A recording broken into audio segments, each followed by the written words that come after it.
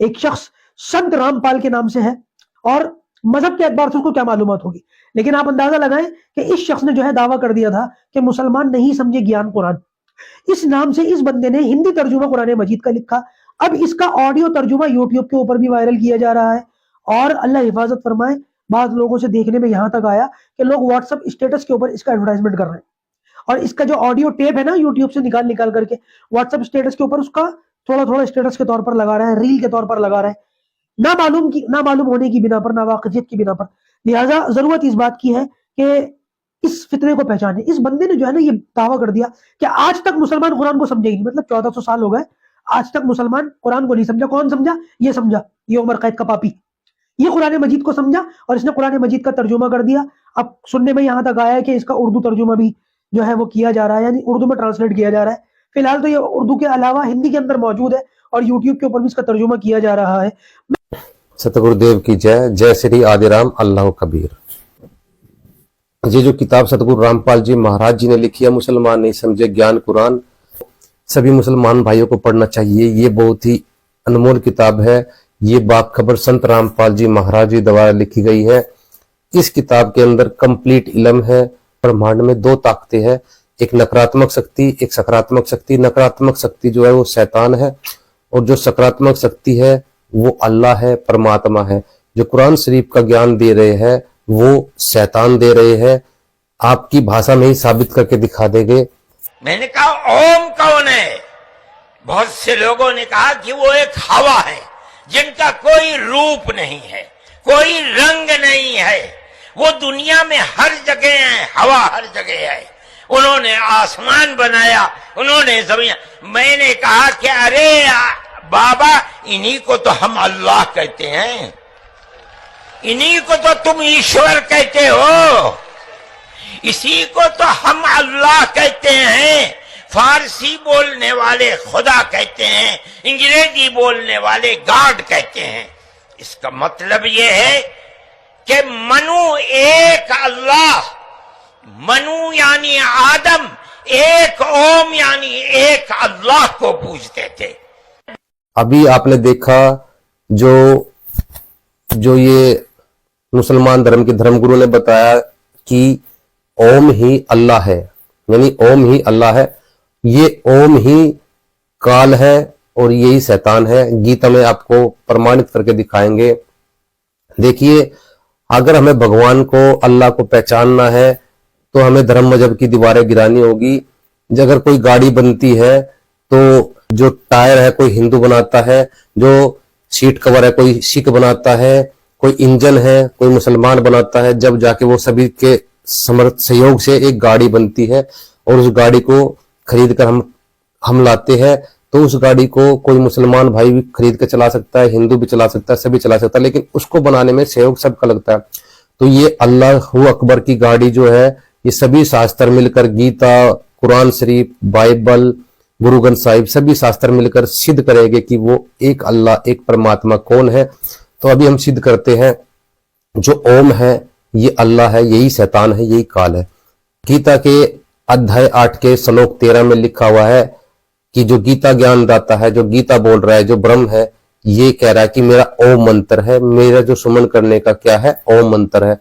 ओम इति एकाक्षरम ब्रह्म व्यवहारन माम अनुसमरन, यानी कि मेरा जो सुमन करने का जो है ओम मंत्र है। जो इस ओम का सुमन करता हुआ जाता है वो परम गति को, यानी ओम से मिलने वाली गति को प्राप्त होता है।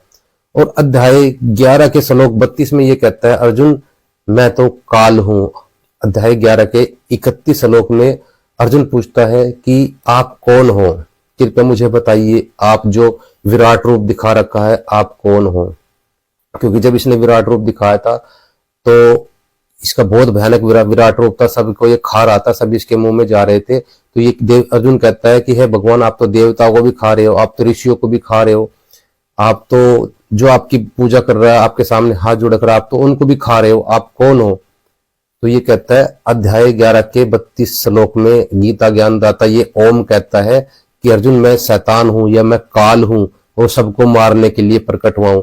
यानी शैतान का काम, काल का काम होता है मारने का। तो ये मारने की बात कर रहा है, मारने के लिए प्रकट हुआ हूं।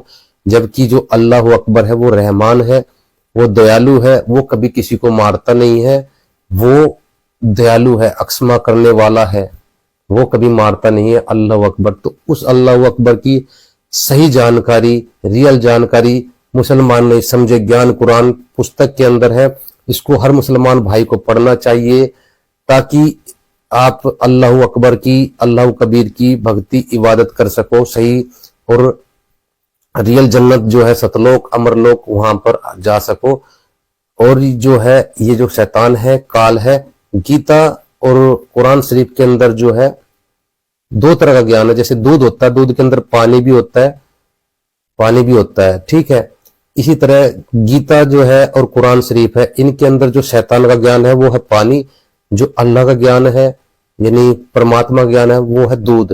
तो संत रामपाल जी महाराज जी ने जो मुसलमान नहीं समझे ज्ञान कुरान पुस्तक के अंदर दूध और पानी को अलग अलग कर दिया है, यानी दूध और पानी को अलग अलग कर दिया। जैसे एक हंस होता है, हंस के अंदर एक क्वालिटी होती है, उसके सामने दूध के अंदर पानी मिला के रख दो तो दूध दूध पी जाता है और पानी पानी को छोड़ देता है, ठीक। तो ठीक इसी तरह सतगुरु रामपाल जी महाराज जी ने दूध और पानी को अलग अलग कर दिया है इस ब्रह्मांड में। जैसे आप देख रहे हो दिन भी है, दिन के साथ रात भी है, यानी प्रकाश है, प्रकाश के साथ अंधेरा भी है, यानी सकारात्मक शक्ति के साथ साथ साथ नकारात्मक शक्ति भी है, सच के साथ झूठ भी है, और सुख के साथ दुख भी है, खुशी के साथ शोक भी है। ठीक इसी प्रकार अल्लाह परमात्मा के साथ में, इधर साथ में जो है ऑपोजिट में काल भी है, शैतान भी है। तो आप इबादत नहीं कर सकते जब तक दूध और पानी अलग अलग नहीं, आप अलग अलग नहीं आपको पता लगेगा तो आप सही निर्णय डिसीजन नहीं ले सकते। तो सतगुरु रामपाल जी महाराज जी ने इस किताब के अंदर दूध और पानी को अलग कर दिया है। तो सतगुरु रामपाल जी महाराज जी ने जो मुसलमान नहीं समझे ज्ञान कुरान, इस पुस्तक को हर मुसलमान भाई को, क्या हिंदू मुस्लिम सिख ईसाई सभी को पढ़नी चाहिए। ये पुस्तक बहुत ही अनमोल पुस्तक है, जिंदा मौजूदा है। 1400 साल से ये कुरान मजीद इसी तरीके से चला आ रहा है और कयामत तक अल्लाह ताला इसको ऐसे ही बाकी रखेगा। लेकिन अफसोस की बात है कि जहां एक तरफ कुरान मजीद के अरबों हाफिज मौजूद है, वहीं दूसरी तरफ अल्लाह हिफाजत फरमाए हमारी अवाम नास का ये हाल है कि कितने ही लोग 50-50 60 साल की जिंदगी हो जाती है, कुरान मजीद को कभी उठा करके नहीं देखते, कभी तौफीक नहीं होती। हाँ, वो सुबह से शाम तक मोबाइल जरूर चला लेते, 8-8 घंटे 10-10 घंटे काम भी करते हैं, भट्टी के आगे बैठ जाएंगे, तंदूर के आगे बैठ जाएंगे, लेकिन कुरान मजीद को 10 मिनट देखने की उनको तौफीक नहीं होती। ये हमारे लिए इंतहाई अफसोस का मकाम है। दोस्तों, इन्हीं चीजों का फायदा उठाकर बाज मरतबा बातिल ताकतें जो है ना, वो कुरान मजीद पर कभी कभी एतराज करना शुरू कर देती है। बाज मरतबा दोस्तों, इस्लाम धर्म के लोगों को अपने धर्म ग्रंथों का ज्ञान नहीं है।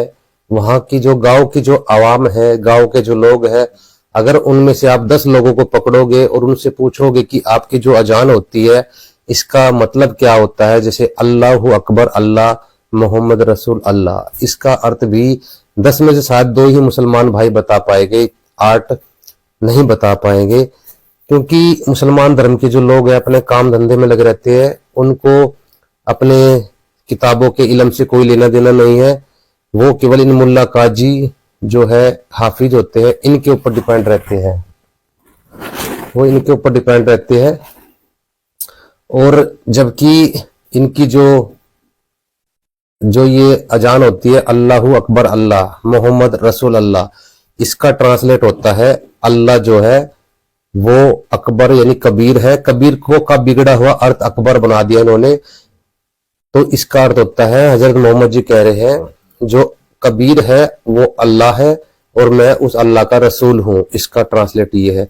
और जो मुल्ला काजी है वो ट्रांसलेट करते अल्लाह बड़ा है और मोहम्मद अल्लाह के रसूल है। जबकि ये कोई कहने वाली बात ही नहीं होती, अल्लाह तो बड़ा है ही, इसमें तो कोई कहने वाली बात थोड़ी ना है।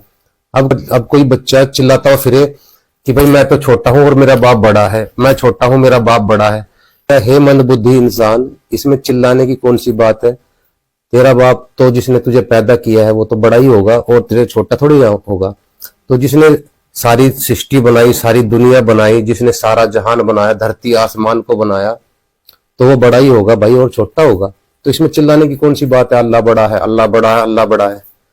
तो ये ट्रांसलेट जो है अल्लाह बड़ा है, ये बिल्कुल रोंग है। जबकि अल्लाह कबीर है, अल्लाहु अकबर अल्लाह, इसका ट्रांसलेट है अल्लाह अकबर, अकबीर, अल्लाह जो है अकबीर है, कबीर है, और मैं मोहम्मद रसूल अल्लाह, मैं उस अल्लाह का रसूल हूं। हजरत मोहम्मद जी ये कहना चाह रहे हैं।